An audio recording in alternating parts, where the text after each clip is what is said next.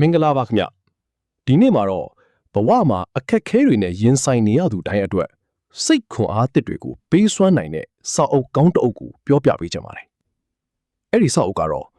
စာရေးဆရာကြီး Ernest Hemingway ကို Nobel ဆုရရှိစေခဲ့တဲ့ The Old Man and the Sea ဆိုတဲ့စာအုပ်ဖြစ်ပါတယ်ဆရာမောင်စုရှင်ကပင်လယ်ပြာနှင့်တငါအိုနာမည်နဲ့ဘာသာပြန်ဆိုထားပါတယ်ဒီစာအုပ်မှာအဓိကဇာတ်ကောင်၃ကောင်ရှိပါတယ်ဆန်တီယာဂိုလို့ခေါ်တဲ့တငါအိုအဖိုးကြီးမနိုလင်လို့ခေါ်တဲ့ဆန်တီယာဂိုကိုအယမ်းချစ်ပြီးလေးစားတဲ့တပည့်ကျော်ကောင်လေး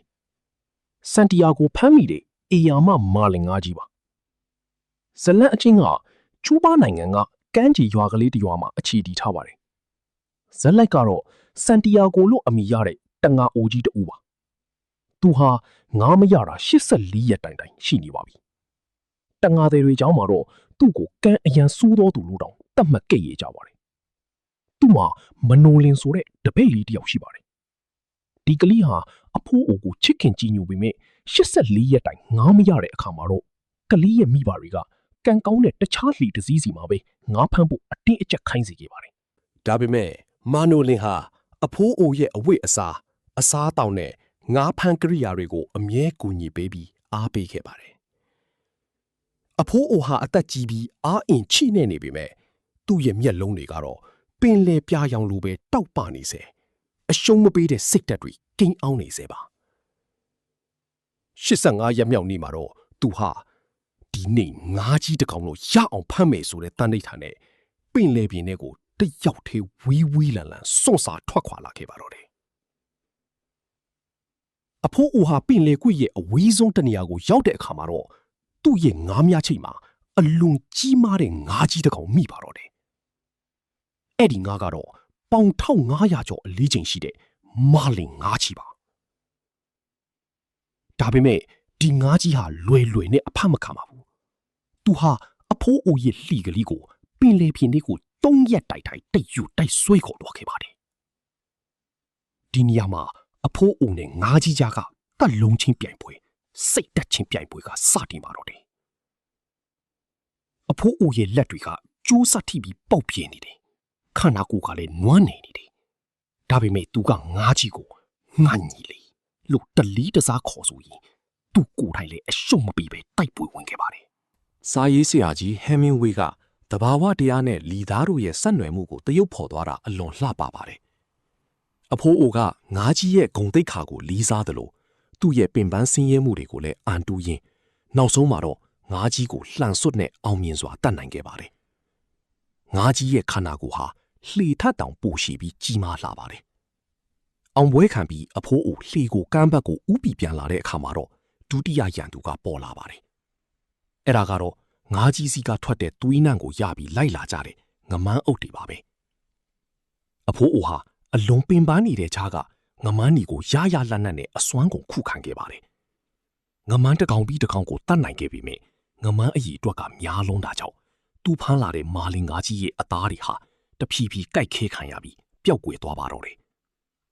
ညမှောင်တဲ့အချိန်ကန်းဆက်ကိုပြန်ရောက်လာတဲ့အခါမှာတော့လှီပြီးမှချီနှောင်ထားတဲ့ငါးကြီးဟာအယိုးစုကြီးအဖြစ်ပဲကြံပါတော့တယ်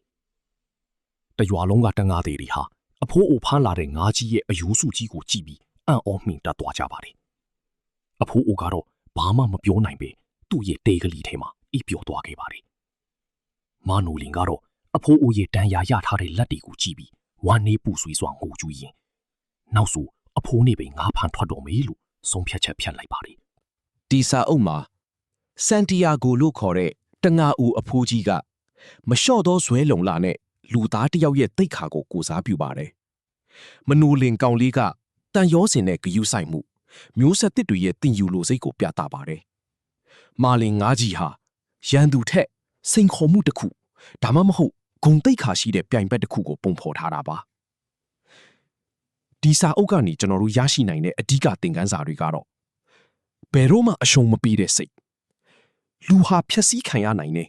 ဒါပေမဲ့အနိုင်ယူလို့တော့မရဘူးဆိုတဲ့စကားအတိုင်းဘဝရဲ့အခက်ခဲဆုံးအချိန်မှာတောင်ဆက်လက်ကြိုးစားဖို့သင်ပေးပါတယ်ရလက်ထက်လှုပ်ဆောင်ချက်ကပိုအရေးကြီးခြင်းငါးကြီးကိုကမ်းခြေထိအသားတွေပါအောင်ယူမလာနိုင်ခဲ့ပေမဲ့ဆန်တီယာဂိုရဲ့ကြိုးပမ်းမှုကသူ့ကိုယ်သူပြန်လဲတက်တည်ထူနိုင်ခဲ့တာပါ ကျွန်တော်တို့ဘဝမှာလဲဆန်တီယာဂိုလိုပဲအောင်မြင်မှုနဲ့ဝေးကွာနေတဲ့အချိန်တွေရှိတတ်ပါတယ်အလုံးမှာပဲဖြစ်ဖြစ်ပညာရေးမှာပဲဖြစ်ဖြစ်ရပ်ပေါင်းများစွာကြိုးစားပြီးမြရလက်မထွက်တဲ့အခါမျိုးမှာဒီတငါအိုကြီးရဲ့စိတ်ဓာတ်ကိုအတူယူသင့်ပါတယ်ငါးကြီးကိုဖမ်းမိပြီးပြန်လာမှာငါးမန်းတွေဝိုင်းဆွဲတာဟာကျွန်တော်တို့အောင်မြင်မှုတစ်ခုရခံပြီးမှကြုံတွေ့ရတတ်တဲ့ဘီအနှောက်ယှက်တွေဝေဖန်တိုက်ခိုက်မှုတွေနဲ့တူပါတယ် ဘဝမှာကိုယ့်ထက်အတွေ့အကြုံရှိတဲ့လူတွေစီကနေပညာသင်ယူဖို့နဲ့သူတို့ကိုတန်ဖိုးထားဖို့လိုအပ်ပုံကိုမနိုးလင်းရဲ့အပြုအမူကနေမြင်တွေ့နိုင်ပါတယ်။ညီကုန်းချိုအနေနဲ့ပြောရရင်ပင်လေပြာနဲ့တငါအိုစာအုပ်ဟာငါးဖမ်းတဲ့အကြောင်းတွေမဟုတ်ပဲလူသားတစ်ယောက်ရဲ့ခိုင်မာတဲ့စိတ်ဓာတ်အကြောင်းကိုရေးသားထားတာပါ။အနှစ်သာရကတော့အဖိုးအိုပြောခဲ့တဲ့စကားတစ်ခုပါပဲ။လူသားတဦးကိုဖျက်ဆီးလို့ရရင်ရမယ်။ဒါပေမဲ့အရှုံးပေးအိုင်တော့လုပ်လို့မရဘူး A man can be destroyed but not defeated ကျေးဇူးတင်ပါတယ်